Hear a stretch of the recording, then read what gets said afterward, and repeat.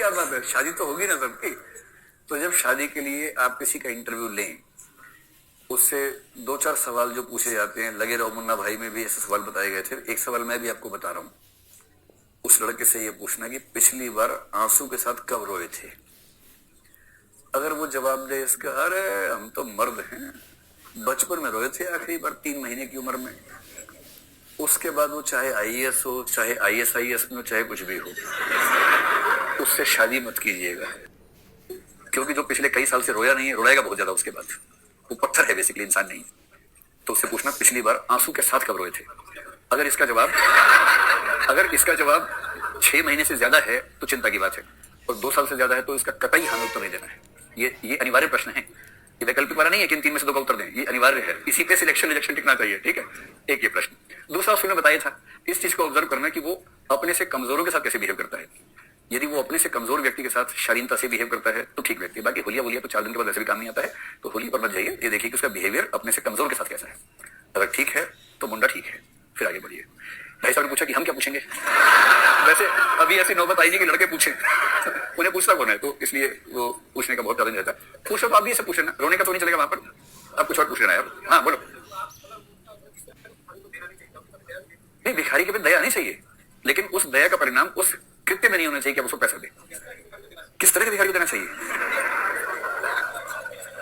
भिखारियों के 5 प्रकार होते हैं। ऐसा उत्तर जा रहे हैं मुझसे। जब आपको ये भरोसा हो जाए कि ये जेन्युइनली ऐसी स्थिति में है और इसके पीछे कोई गैंग सक्रिय नहीं है, और या ये कि जेन्युइन भरे ना हो, इस समय सच में भूखा है और केवल उसको खुला भोजन, पैकेट वाला नहीं, वो दे दीजिए, उसमें क्या दिक्कत है। मैं ऐसा करता हूं, मैं आपसे ये नहीं कह रहा कि आप ऐसा करें, मैं ऐसा करता हूं। चलो, सिविल सर्विस की ट्रेनिंग में या किसी बड़े व्यक्ति को एम्पैथी सिखाने का पहला तरीका क्या है, कुछ ऐसी फिल्में, कुछ ऐसे नॉवेल्स या कुछ भी ऐसा जिसमें एक कंसेप्ट डेवलप हो किसी वंचित वर्ग के प्रति। इसका कोई एग्जांपल अगर फिल्म का देना हो तो बागवान एक अच्छा एग्जांपल आपने दिया। जैसे वृद्धों की स्थिति को समझाने का एक अच्छा तरीका क्या है कि बागवान फिल्म देखो। देखो मसूरी में क्या होता है कि लेक्चर्स होते हैं बहुत सारे, इतने तबाह किस्म के लेक्चर होते हैं कि सब प्रोफेसर वहां सोते रहते हैं, आंख खोल के सोते हैं, वहां पर प्रैक्टिस हो जाती है, क्योंकि लोग देखते हैं आगे बैठे हुए लोगों को, मजा नहीं आता। 100 में से 75 लेक्चर महाचाट टाइप के होते हैं। हाँ, 100 में से 8-10 होते हैं कि मजा आ जाएगा आपको। 8-10 होंगे उस व्यक्ति को देख के मजा आ जाएगा, इतना बड़ा व्यक्ति आया, बाप रे बाप। और लेक्चर शुरू होने के 10 मिनट के बाद खर खर शुरू हो जाता है, क्योंकि आपको बात में मजा नहीं आ रहा है, आपको केवल उसके नाम में मजा आ रहा है, ठीक है। तो बागमा दिखा दी, आर्टिकल 15 फिल्म दिखा दी, तो कोई व्यक्ति अगर आए और 2 घंटे का लेक्चर दे बूढ़ों की सुरक्षा पे, उस 2 घंटे के लेक्चर से अच्छा 2 घंटे की फिल्म दिखाओ बागमा, और फिल्म दिखाने के बाद आधे घंटे का लेक्चर दे दो केवल, जो केवल उन उपायों पर हो कि हम क्या कर सकते हैं और हमें क्या करना चाहिए सिविल सेवा के तौर पर, उस तरह से। तीसरी बात जो यूपीएससी या मसूरी की एकेडमी की ट्रेनिंग का अनिवार्य हिस्सा है वो है बाध्यकारी संपर्क, वो यहां पर भी आ जाएगा। Enforced contact. सबसे अच्छे लोग वो हैं जिनको बचपन से डाइवर्सिटी मिली है। तो अगर आप ऐसे स्कूल में पढ़े जहां की क्लास में विभिन्न धर्मों के लोग थे, विभिन्न इलाकों के लोग थे, तो फायदे में है। और मुझे जलन होती है आजकल के बच्चों से, दिल्ली में या कुछ लोग दिल्ली के बाहर मान लीजिए पढ़ रहे हैं, आजकल ऐसे स्कूल्स खूब हैं जहां के क्लासरूम में कुछ बच्चे भारत के हैं, कुछ बच्चे किसी और देश के हैं। और इस मामले में अमेरिकी बच्चे सबसे खुशनसीब हैं। वहां के हर क्लासरूम में लगभग 1/3 बच्चे अन्य देशों के हैं। श्वेत तो है ही, अन्य देशों के भी हैं, अन्य महाद्वीपों के भी हैं। वहां का बच्चा 10वीं 12वीं करते करते दुनिया को जिस रूप में फील कर चुका होता है, हमारे बच्चे जो पढ़ते हैं किताब में, भूगोल अध्याय 6, ऑस्ट्रेलिया का चित्र ऐसा है, ऑस्ट्रेलिया दक्षिण तरफ पाया जाता है। अब ये बच्चे क्या बोल रहे हैं, ऑस्ट्रेलिया, और मैडम पूछ रही है कि आप ऐसे कितने बच्चे ऑस्ट्रेलिया से 3 यहाँ खड़ा कर दिया, आई एम फ्रॉम ऑस्ट्रेलिया। बाकी देख रहे हैं, अच्छा क्लास मिलते हैं, ऑस्ट्रेलिया समझेंगे तुमसे, कितना आसान है। वहां डाइवर्सिटी का ये स्तर है। और अमेरिका की सफलता की सबसे बड़ी शक्ति में मेरी राय में एक शक्ति है डाइवर्सिटी, सबसे बड़ी शक्ति।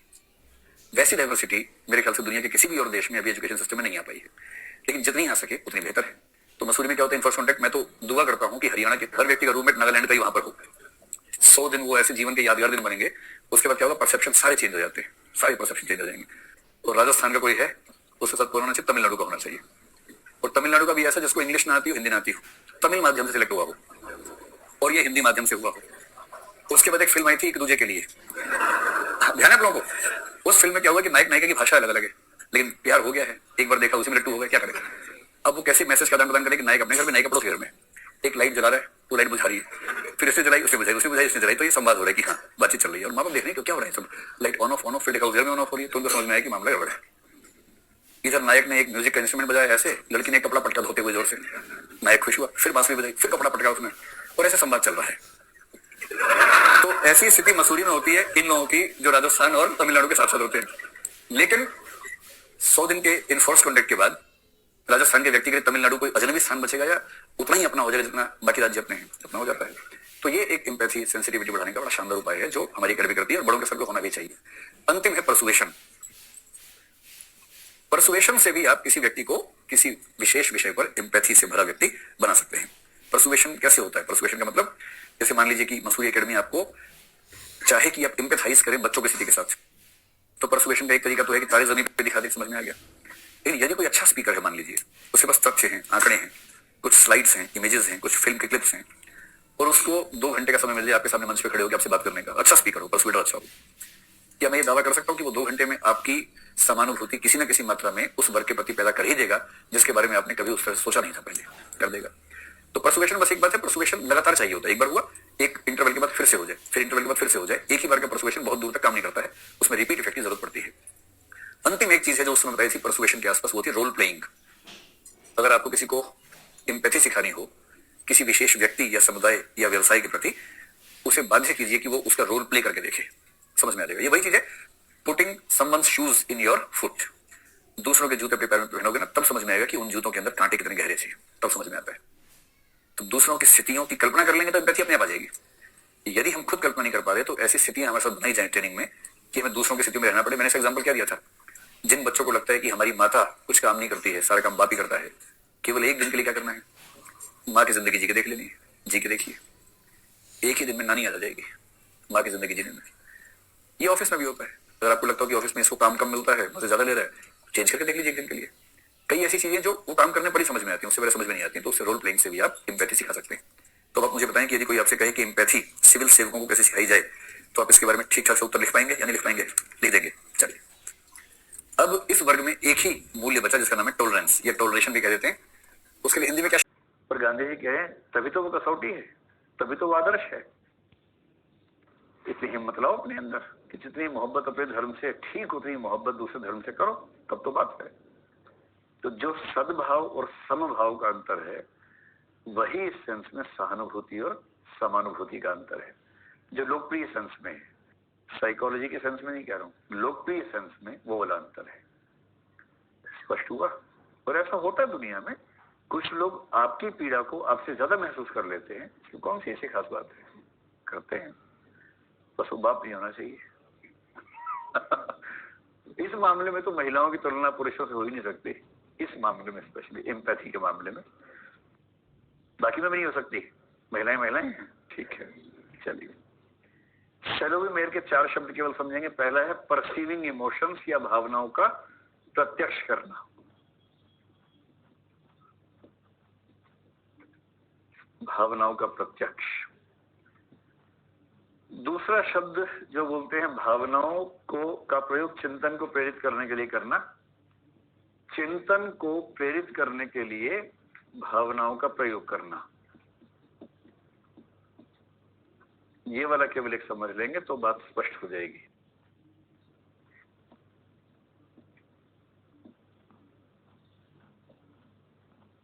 तो पहला हो गया भावनाओं का प्रत्यक्ष, परसीविंग इमोशंस या परसेप्शन ऑफ इमोशंस। दूसरा, using emotions to facilitate thinking process, चिंतन को प्रेरित करने के लिए भावनाओं का उपयोग करना।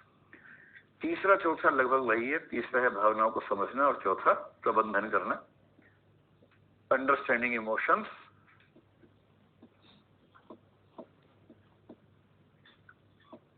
और चौथा है भावनाओं का नियमन करना या विनियमन करना।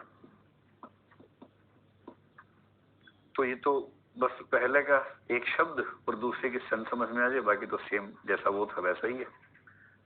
दोनों मॉडल्स पता रहेंगे तो कॉन्फिडेंस रहेगा। लेकिन जब भी आपसे नॉर्मली पूछें आप कौन सा मॉडल लेंगे, जो गोलमैन वाला मॉडल है वो ज्यादा इजी है। भावनाओं का प्रत्यक्ष, परसेप्शन या प्रत्यक्ष का मतलब होता है देखना। इसका सिंपल सा मतलब है अपनी या दूसरों की भावनाओं को ठीक से पहचान पाना। पहचानने का से मतलब है, अच्छा अपनी भावनाओं को पहचानने का मोडल क्या, मोडस ऑपरेंडाई होगा, और दूसरों की भावनाओं को पहचानने का तरीका क्या होता है? बड़ा सिंपल है। अपनी भावनाओं को पहचानने का तरीका है मन या अपनी अनुभूतियां, और दूसरों की भावनाओं को पहचानने का एक ही तरीका है संकेत कौन सा संकेत, भाई चेहरे के भाव क्या हैं, आंखों के भाव क्या हैं, बॉडी लैंग्वेज कैसी है, वही तरीका है। तो मैंने आपसे पहले भी कहा था कि अगर कोई व्यक्ति इतना घाघ है कि उसकी बॉडी पूरी तरह से उसे कंट्रोल में है और वो वही संकेत करेगा कि वही निष्कर्ष आप निकालें जो वो चाहता है कि आप निकालें उसके बारे में। एक फिल्म आई थी, आप देखिएगा कभी अगर मौका मिले। उस फिल्म का नाम मेरे ख्याल से था राइट और रोंग, या राइट या रोंग, ऐसा कुछ नाम था। सनी देओल था उसमें और अजय देवगन भी शायद था। देखिए आप लोगों ने फिल्म? कितने लोगों ने देखी? हाथ खड़ा करें। ठीक है। और एक अभी हाल ही में फिल्म आई थी 376 थी ना शायद, जो जिसका 375 इसका जिक्र क्लास में हुआ था ना। हाँ, दोनों एक ही तरह की फिल्म एक सेंस में है। राइट और रॉन्ग में क्या है, आपको पता है कि हमारे संविधान में एक व्यवस्था है कि हम सेल्फ इंक्रिमिनेशन के लिए किसी व्यक्ति को बाध्य नहीं कर सकते। इसका मतलब कोई व्यक्ति खुद अपने विरुद्ध गवाही दे, इसके लिए हम किसी को बाध्य नहीं कर सकते हैं। मेरे ख्याल से आर्टिकल 23 में ये बात, वही है ना, 20 क्लॉज 3 में ये बात लिखी है।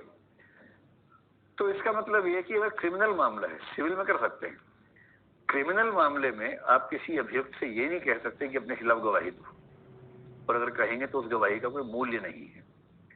इसका व्यावहारिक जीवन में मतलब ये होता है, मान लीजिए कोई अपराध आपके घर के आसपास हुआ, पुलिस आपके पीछे पड़ गई और अब घबराए हुए बुरी तरह से कि बिना बात के फंसा दिए, और पुलिस ने ये भी कह दी कि हमने देखा तुमको ऐसा करते हुए, तुमने ही किया है, 4 लोग और कह दें, झूठ बोल रहे हैं, और पुलिस की 8-10 लोग आपके आसपास बैठे हुए हैं, एक दो ने पिस्तौल निकाल रखी है और कह रहे हैं देख भाई जिंदा रहने का एक ही तरीका है, चुपचाप कबूल कर ले। तो आपको लग रहा है कबूल नहीं करूंगा तो जान से मार देंगे, तो कबूल करना इज बेटर देन डाइंग। तो आपने कहा ठीक है सर मैं कबूल कर लेता हूँ। उन्होंने स्टेटमेंट लिखवाई, आपने लिखी कि हाँ ऐसे ऐसे मैंने किया था, बम मैंने लगाया था, ये मैंने किया था, आदि आदि लिख दिया। अगर कभी जीवन में ऐसा हो जाए ना, तो ध्यान रखना कि इस स्टेटमेंट की कोई वैल्यू नहीं है। पुलिस वाला कहे कि बोल तू नहीं किया था, जोर से बोलना, बोला माइक लाओ पहले, ऐसे नहीं बोलूंगा, माइक पे बोलूंगा मैं, तो माइक पे बोलना, अपराध मैंने किया है, मैंने गोली चलाई थी, ऐसे करना। इसकी कोई वैल्यू नहीं है, क्योंकि सेल्फ इंक्रिमिनेशन मीनिंगलेस है। और कानून कहता है साफ साफ कि जब तक जज के सामने अभियुक्त ऐसा नहीं बोलेगा, उसकी आत्म स्वीकारोक्ति की कोई वैल्यू नहीं है। तो ये इसीलिए है कि 1000 अपराधी भले छूट जाएं, एक दिन निर्दोष को सजा ना मिल जाए, और हमारा सिद्धांत पहले वाक्य को ठीक से पूरा करता है। सेकंड तो हो ही जाता है, लेकिन पहले वाले को ठीक से पूरा करता है। 1000 छूट ही जाते हैं और एक तो नहीं मिलती सजा आमतौर पे, ये होता है।